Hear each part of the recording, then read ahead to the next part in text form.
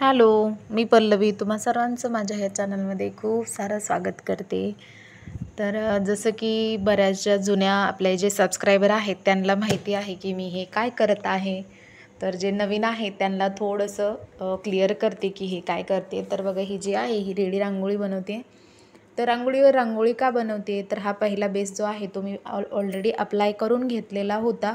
ज्यांनी live session join केले होते त्यांना माहिती असेल. बघा, आपण लाईव्हमध्ये हे कंप्लीट केलेलं होतं. व्हिडिओ टाकायचा लेट होऊन गेलं, बरेच दिवस झालं बनवून. पण मग आता शेवटी फायनली मी पोस्ट करते. कारण बघा, की ही जो पहिली लेअर होती ती आपली करून घेतलेली होती मी आणि तिला चांगलं वाळू दिलेलं आहे. जेव्हा जेव्हा तुम्ही रांगोळ्या बनवता तेव्हा तेव्हा तुम्हाला सगळ्यात पहिले आधी जी खालची पहिली लेअर जी आपण तयार करतो तर ती तुम्हाला ॲटलिस्ट 1 तरी तास वाळू द्यायची आहे. कारण मग दुसरी लेअर जी तुम्ही करता ना ती खूप छान आणि पॅक आणि पक्की अशी बसते.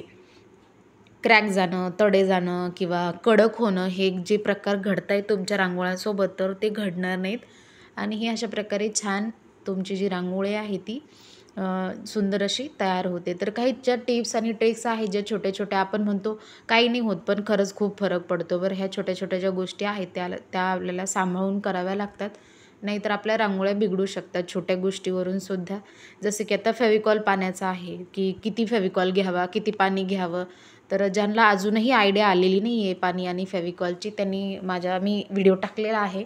एक सेपरेट पूर्ण त्याच्यावरच व्हिडिओ आहे की पाणी आणि फेविकॉल कसं मिक्स करायचं, किती प्रमाण घ्यायचं, हे सगळं मी त्याच्यामध्ये त्या व्हिडिओमध्ये सांगितलेलं आहे. तर तुम्ही जाऊन तो व्हिडिओ बघा. नक्कीच तुम्हाला हेल्प होईल आणि तुमच्या ज्या रांगोळ्या आहेत त्या व्यवस्थित बनतील. आणि परत अजून एक की साहित्य काय काय लागतं, तर त्याचासुद्धा मी व्हिडिओ पोस्ट केलेला आहे, ते सुद्धा तुम्ही बघा. कारण कमेंट अशा येतात ना की साहित्य काय लागतं, फेविकॉल कसा घ्यायचा, म्हणजे हे सगळे तर मग प्रत्येकाला तेच तेच सांगायला असं जमत नाही. आणि प्रत्येक वेळी तेच कमेंट बॉक्स काढा, तेच कमेंटचे उत्तरं द्या. तर मी ह्या व्हिडिओद्वारे सुद्धा तुम्हाला सांगते की तुमच्या सगळ्या प्रश्नांचं निरसन मी ऑलरेडी चॅनलवर करून ठेवलेलं आहे. तर तुम्ही आधी सगळे जे चॅनलवरचे व्हिडिओ आहेत ॲटलिस्ट थंबनेलवरून सुद्धा तुम्हाला कळून जाऊ शकतं. तर तुम्ही म्हणाल की प्रत्येक व्हिडिओ बघायचा का ताई आम्ही आता, तर प्रत्येक व्हिडिओ बघू नका. तुम्ही फक्त चॅनलचं जे थंबनेल आहे ते बघा, त्याच्यावरून सुद्धा तुम्हाला कळून जाईल की कोणत्या व्हिडिओमध्ये काय आहे, कोणता बघावा, कोणता नाही बघावा.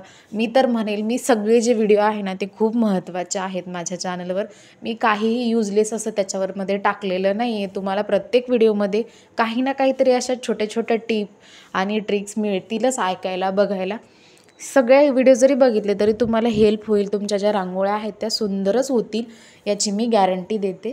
आणि जसं की शेडिंग्सवर वगैरे मी नेहमी म्हणते की शेडिंगच्या बाबतीमध्ये नो कॉम्प्रोमाइज. त्याचप्रमाणे आपल्या चॅनलवर शेडिंग ज्या आहेत त्या उत्तम तुम्हाला बघायला मिळतात. त्यामुळे तुम्हाला चॅनलला सबस्क्राईब मात्र करायचं आहे. जसं की मोर बनवला होता आपण, तुम्ही बघितलं असेल की मोरामध्ये पण आपण किती सुंदर अशी शेडिंग भरली होती. त्यानंतर ही जी रांगोळी आहे ही सुद्धा तुम्हाला बघत असेल की किती क्यूट आणि किती छान दिसते. याच्या अवतालभोवताल जेव्हा आपण कमळ वगैरे फुलं जे आपण बनवले आहेत, लोटस वगैरे ते ठेवल्याच्या नंतर ते किती छान दिसेल एवढं तुम्ही इमॅजिन करू शकता.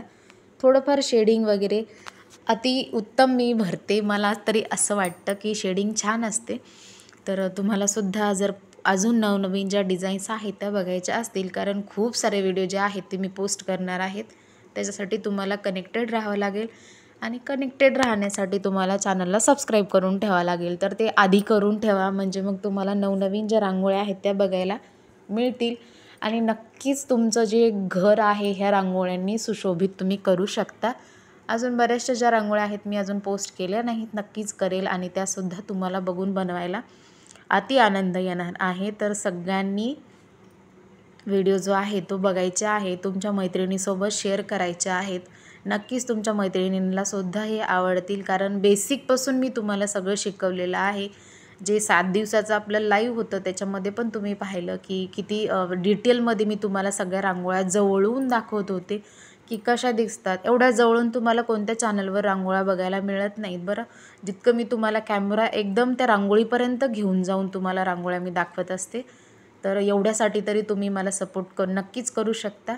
आणि आय होप तुम्हाला माझ्या ज्या रांगोळ्या आहेत त्या आवडत असतीलच. तर तुम्हाला ज्या कोणत्या नवीन डिझाईन्स बघायच्या असतील तर तुम्ही मला नक्कीच सांगू शकता, नक्कीच कमेंट करू शकता. तर त्या कमेंटचं निरसन मी नक्कीच करण्याचा प्रयत्न करते. माझं जी काही पर्सनल रांगोळी असतात त्या तर मी टाकतेच, पण आधी कमेंटमध्ये ज्या रांगोळ्या आलेल्या आहेत त्या मी टाकण्याचा प्रयत्न करत असते.